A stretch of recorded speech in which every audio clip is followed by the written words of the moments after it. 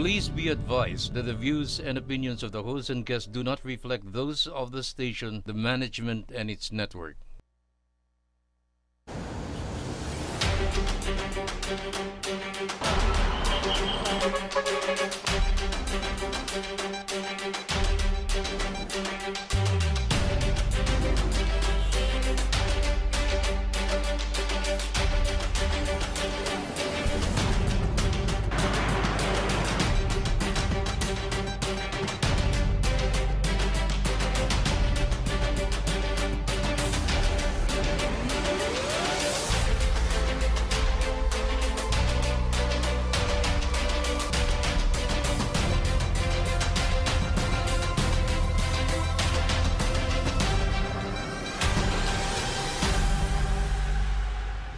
Face the nation. A pleasant day. This is Freddie Abando. Welcome to our program, Face the Nation.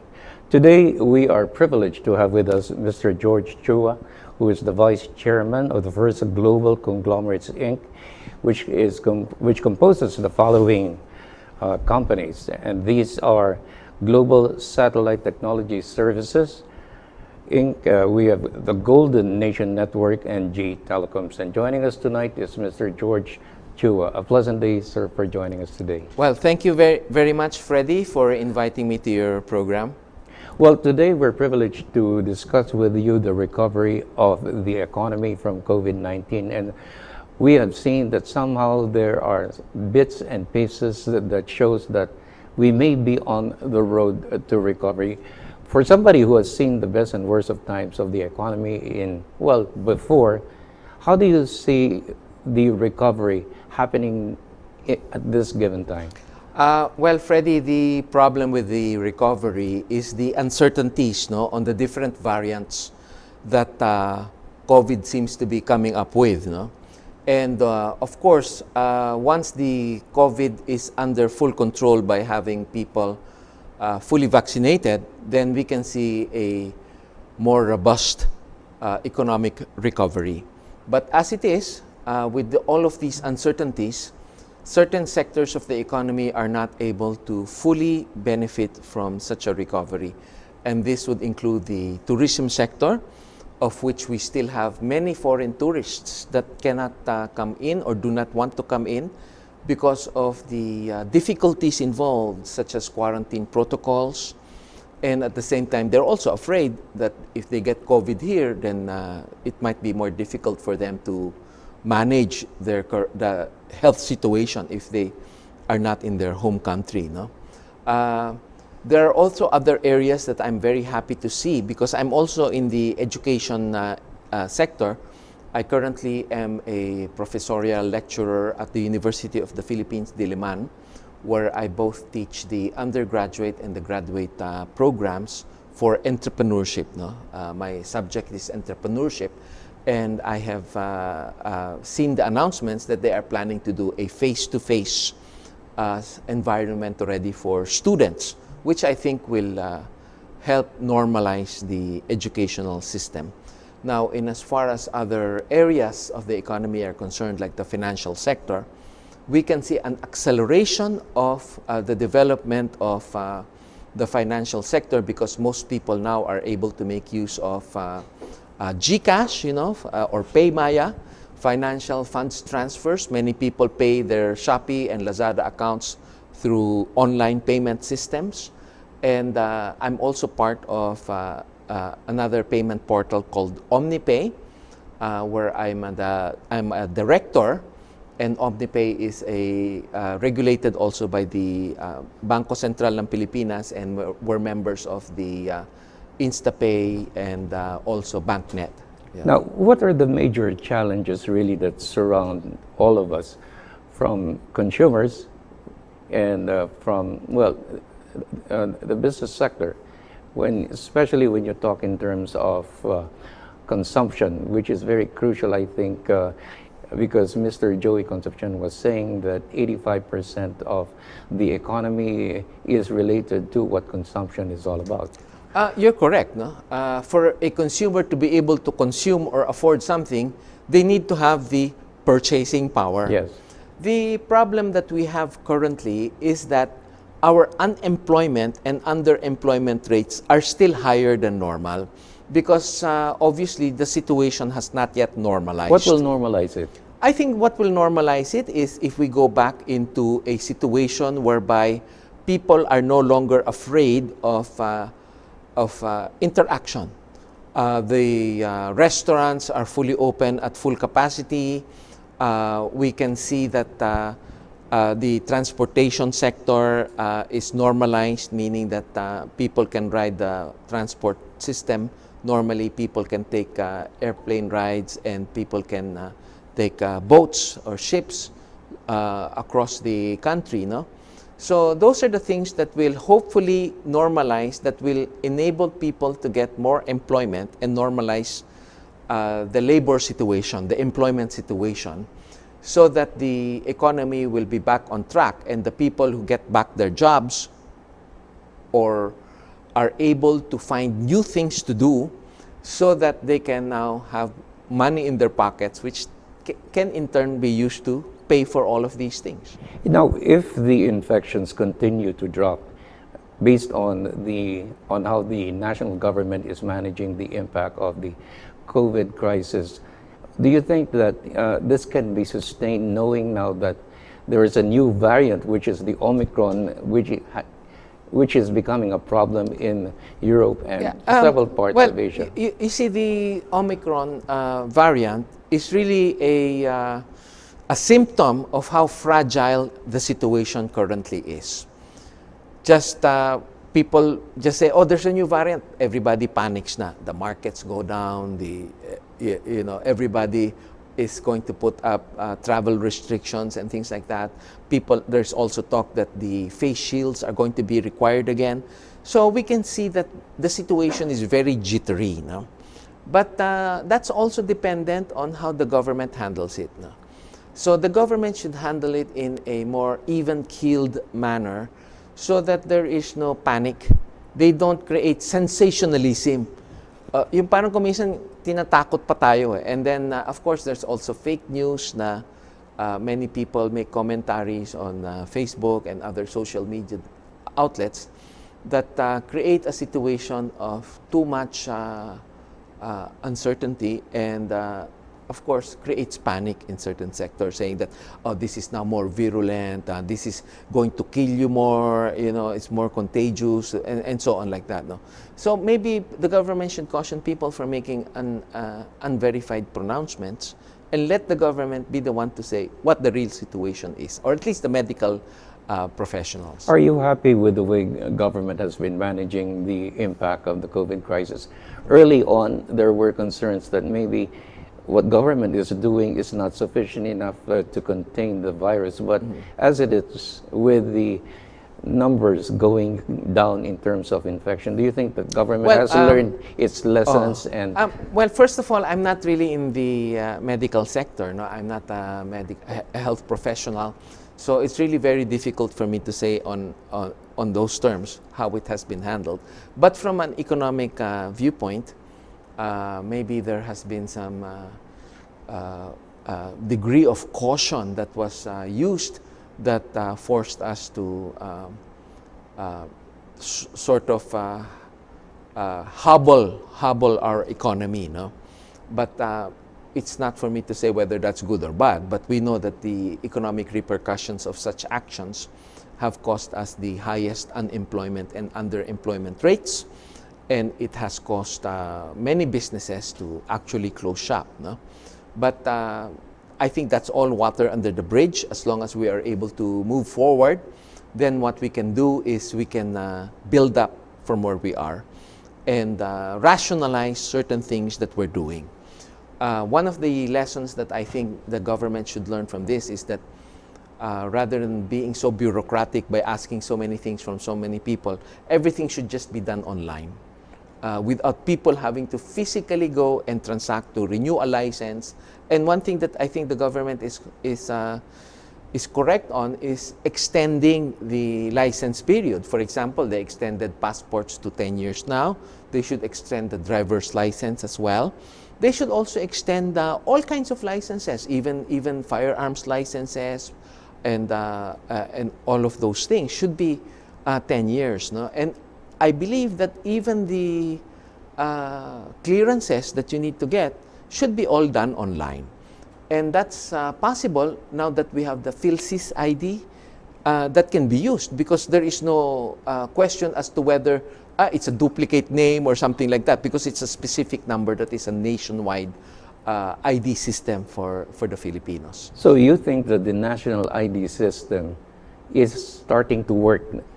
Well, it's really up to the government to what extent they make it work, no? Because if it's just a matter of issuing the ID without any benefits, no? Well, I don't see the rationale for having an ID. So it's much like the same way with vaccination. Okay, when I want to go to Baguio now, I don't need to have a swab test, RT-PCR test. I just need to show that I am fully vaccinated. So people can now see the value of a vaccination card, no? Now, it's the same thing with the PhilSys ID. What can I use the ID for? I mean, why do I have to show any other ID? Why do I have for my clearance? Why do I need to physically go to verify that I am that person? Whereas I already have the PhilSys ID, which is supposed to verify that it is unique to me, right? So if people can see that, then I think it will catch on. So it will improve government transaction with the people? Yes. Well, first of all, it will improve the efficiency of government, in that the people that are deployed right now to manage renewals, applications, and all of that can be deployed to do something that would be of better value or to the citizens, no? That will help improve their lives. Because right now, naubos ang oras nila sa mga mundane administrative work, okay, that has really, to me, no value add. But if now that all of these people are redeployed to help out the citizenry in more serious concerns, then that to me is something that will help the government and help the Filipinos and provide more satisfaction as well. Would this improve greatly greatly people transacting with government? Of course. Because that has been the number one concern na mabagal ang serbisyo sa gobyerno. Tama yan. Noon. Unang-una nga, nasabi ko na magiging efficient. Dahil kasi mas konti na lang ang pupunta sa opisina ng gobyerno at hindi parang nagiging palengke ang opisina ng gobyerno. Yung mga serious na kaso na lamang ang kailangan nilang asikasuhin. Ano? Dahil kasi kung sasabihin mo, kailangan natin i-verify lang itong taong ito, siya na ngayon. Di yung PhilSys ID lang nandun. May biometrics na kasi yung PhilSys ID. Hindi naman pwede yung biometrics tayo. Ako nakapag-PhilSys ID na ako. Pati yung retina scan, meron na yan. Pati yung mga fingerprints ng lahat ng mga kamay mo, meron na rin yan. So wala nang dahilan na magka-duplicate, na sabi, ay kapangalan, ganito, ganyan. You know? So ang feeling ko, talagang makakatulong sa gobyerno yan. Dahil kasi mababawasan ang kanilang transaksyon. Isipin mo na lang kung ilang tao nagpupunta sa NBI araw-araw para makakuha ng kanilang clearance. Unang-una, yung kumpulan na yan, posibleng magpagmulan pa yan ng mga additional COVID cases. Pangalawa, yung tao na yan, imbis na nakapila sa gobyerno, pwede na silang bumalik sa kanilang trabaho para naman kumita ng pera. Hindi ba? Now, I'd like to go to the national budget and government spending as it is. Only recently, the Senate has approved already the budget of something like 5.2 trillion. But of course, this will have to be signed by the President. How substantial would the impact be in terms of the recovery process, especially when you talk about resources that will be spent for COVID? And number two is the government's build program, knowing for a fact that that was the major program of this administration. So do you think this will help, especially during the last 7 months of the Duterte administration? Siguro isipin na lang natin na ano ba ang pinaka-biggest item sa ating budget?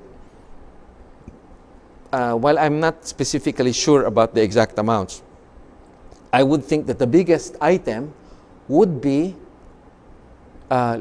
wages and salaries of the employees. No? Milyon-milyon kasi ang ating empleyado. So yun ang pinaka-single largest item. Isipin mo, kung yan, hindi na tayo kailangan magkaroon ng empleyo ng maraming tao dahil kasi nga naubos yan kaka-process ng mga bureaucratic requirements.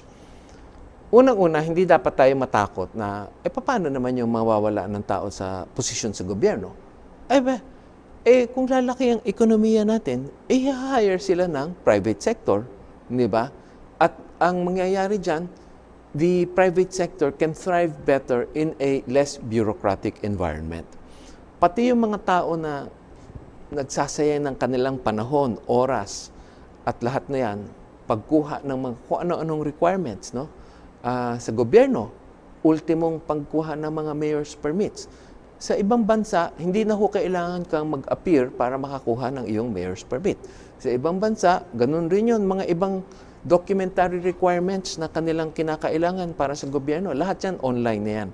Alam niyo po ba, noong unang panahon, for example, ang firearms licenses mo, hindi ka ho nagpupunta sa police, sa PNP. Yan ho ay pinadadala na lang sa iyo via mail. So nangyari nga, paatras tayo. Sana maibalik natin yung ganung sistema na parang Shopee o Lazada. Hindi ka na kailangan magpunta sa tindahan. Mamili ka na lang, ipadadala sa iyo. Magbayad ka na lang rin online. So yung mga ganyan, kung ang gobyerno ay may kagustuhan lamang and they have the will to do it, kayang gawin yan. Para at saka mangyayari dyan, maa-align tayo sa mga ating ibang bansang competitors natin at magiging mas competitive tayo. At may mga investors, makikita nila na, madali lang pala mag-transaction sa Pilipinas, pwede tayong magtayo dyan, pwede tayong maki-invest dyan. Now, when you talk about red tape being cut short, that has always been the major concern of foreign investors.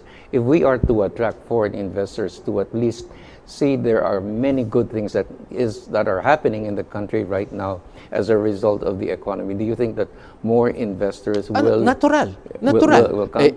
Sinabi mo na nga that one of the biggest hurdles for foreign investments or even local investments into the Philippines is government bureaucracy. That's the biggest hindrance. But once they see that has been resolved, they don't need to spend days online to do something like this. No? Magbabayad ka na lang, pahihirapan ka pa. Talagang wala tayong ma-attract. And makikita naman natin yan sa foreign direct investments natin, talagang laggard tayo. For example, Vietnam is now ahead of us in many respects. No? Whereas before, pinagtatawanan lang natin yung Vietnam na yan na, masyadong backward, nagkagulo-gulo yan sa gera and things like that.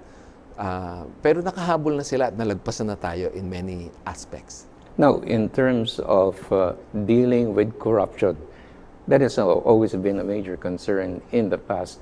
Of course, the Duterte administration vowed to cut it, if not eliminate it, with recovery, a major factor in the whole process. Do you think that this administration is still capable of trying to reduce that at this given time?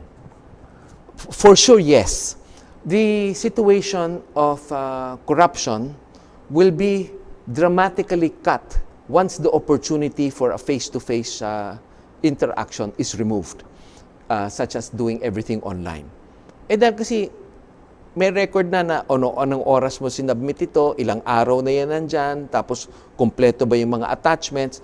So, meron kang ebidensya na kaagad na sinubmit mo naman lahat ng kailangan. At meron rin ebidensya na kung ano yung oras mo sinubmit at kung kailan. Hindi mo na kailangan alamin na nawala na pala yung papel ko.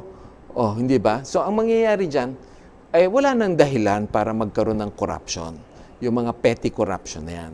Dahil kasi nga, mababawasan na ang interaction between the citizenry and the administrative employees of government, no? Na may kailangan ka. Dahil kasi online na lahat paano pa silang hihingi sa iyo ng pera na, hindi ko ipoprocess yan pagka hindi mo ako binigyan ng ganito. Dahil kasi may record ka online lahat. You are a professor of entrepreneurship. Yes. How important is this being, spread out to ensure that it becomes a very active ingredient for the recovery? Alam niyo po, marami pong mga estudyante na pinag-iisipan ang entrepreneurship.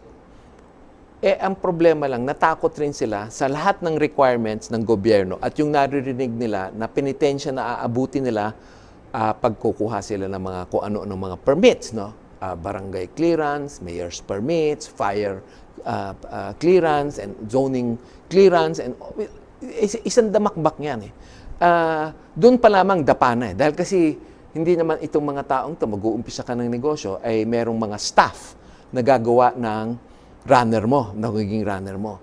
So pangalawa, mga estudyante natin, dapat mulatin natin ng kanilang mata na imbis na maging empleyado ka, ikaw ang maging employer. Okay? Instead of being an employee. At malaking bagay yan maitutulong sa Pilipinas dahil kasi kung mas marami tayong negosyo, mas marami tayong job opportunities para sa ating mga kababayan.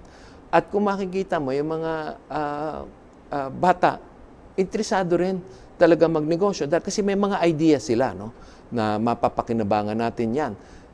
Una-una, sa empleyo, they will generate employment opportunities, pati ang gobyerno makapapakinabangan. Dahil kasi pag yan umudlad ang kanilang negosyo, edi magbabayad ng mga tax yung mga yan, di ba?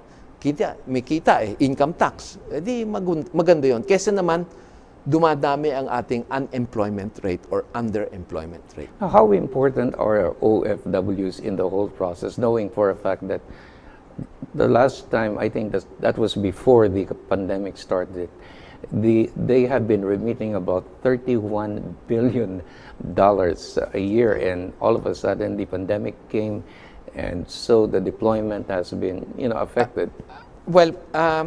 Opportunities will not arrive overnight. So ang ating OFWs have been forced, no, to look for jobs elsewhere.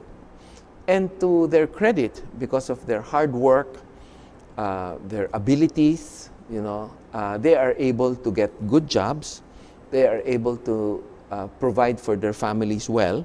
And not just their families with them there, but also remit back to the Philippines, to their families here in the Philippines. So, kailangan natin yung mga OFWs. Maybe over time, the situation will change when we have been able to find different jobs for these people that are equally as productive. What about agriculture? Are you confident that with its performance this year, that somehow the projections that were made were accomplished? Do you think this is something that can be sustained? Ang kailangan lang natin dyan pag-aralan, we need to look at the most productive agricultural countries. No? For example, the United States is a good example. No? And if you notice, the United States does not practice land reform because they make use of industrial type farming, no? Industrial plantations and things like that. And much is the same with other plantation type economies. No? So it's really difficult to be efficient when your property is only a few hectares. You cannot afford the machinery, you cannot afford the necessary organization that will maximize your efficiencies. So, ang feeling ko, kalimutan na natin yan. Dahil kasi ang kailangan ng tao, hindi lupa. Ang kailangan nila ay pera. Dahil kasi makikita naman natin na meron nga silang lupa, pero hindi naman sila makapagpakain at mag-provide sa kanilang pamilya ng mahusay. So, ang nangyayari, they're still living in poverty. Kahit na nasa kanila na yung lupa, wala silang kapital, wala silang ways to make it efficient. So, yun ang problema natin. Now, looking at tourism, which you mentioned early on, you think the recovery will take some time because, because now with the Omicron virus, that becomes a concern now for the country. Okay. Alam nyo, tourism can be back on track immediately as long as we set the right tone. No? Hindi yung panic ang kinikreate natin because nobody really knows whether the Omicron variant is more contagious, is more a stronger strain that will kill you. Nobody knows that. Kaya lang pinangunahan na Sinabi, ganito, ganyan. Parang naunahan na tayo sa takot Inunahan na sa takot.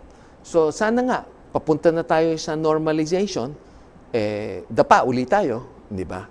So makikita natin yan sa stock market natin at lahat, no? At pati yung tourism natin, medyo prumeno rin. Oh. Should elections be, well, what can elections do for the recovery? Well, first of all, it's like saying, what can people in management in a company, in a private company do? It means life or death for the company. If you get competent people, then the company will thrive. But if you get incompetent people, the company will go bankrupt. Ganun rin yan sa ating gobyerno. Sana naman ang ating mga mamamayan, na alam ko naman ay may pag-iisip ng kanilang sarili, ay maintindihan nila kung sino ang binoboto nila. Pag-aralan niyo po ng mabuti kung sino ang iboboto nyo, at yung iboboto nyo po ay yung mga taong sa tingin nyo ay may nagawa o merong ideas na madaling makatulong sa atin, yung may background, track record, at may pinag-aralan. Will next year be a good year for us to see recovery on a much better scale Again, really happen? It depends on who gets elected. No? Kanya-kanyang programa sila. So, makikita natin doon kung ano yung gusto ng tao. Ang importante lang naman ay yung ekonomiya natin ay umangat. Dahil kasi ang importante sa tao ay mawala sila sa poverty. Hindi ba? Lumaki ang ating poverty rate. So hopefully, with the new government that is able to implement the right programs that will stimulate the economy, it will generate more jobs to bring people out of poverty. A final word from you, sir? Yes.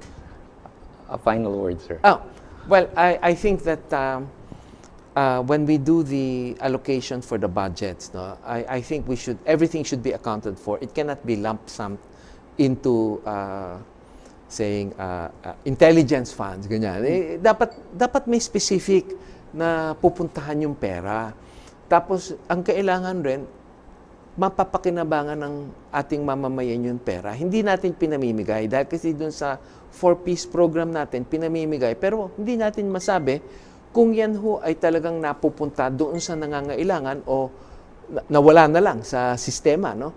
Tapos, mas maganda ho siguro, kung tayo ay napakalaking pondo niyan, pwede tayong magtayo ng mga livelihood centers, pwede tayong, sige, kung wala kang trabaho, bibigyan ka na namin ng trabaho, pero ito ang kailangan mong gawin. Whether it's, make beautification in your barangay or helping out in this and that. So at least meron silang ginagawa. Hindi yung basta't inabutan na lang ng pera, bahala ka na dyan. Hindi ho maganda rin ang matututunan ng ating kababayan. Well, thank you very much, sir, for joining us here on Face the Nation. Mr. George Chua, Vice Chairman of the First Global Conglomerates Incorporated. Sir, thank you very much for the very informative conversations we had with you today. So that is Face the Nation today. Mr. George Chua joining us to share with us his views on the economy as it recovers from COVID-19. So thank you and God bless.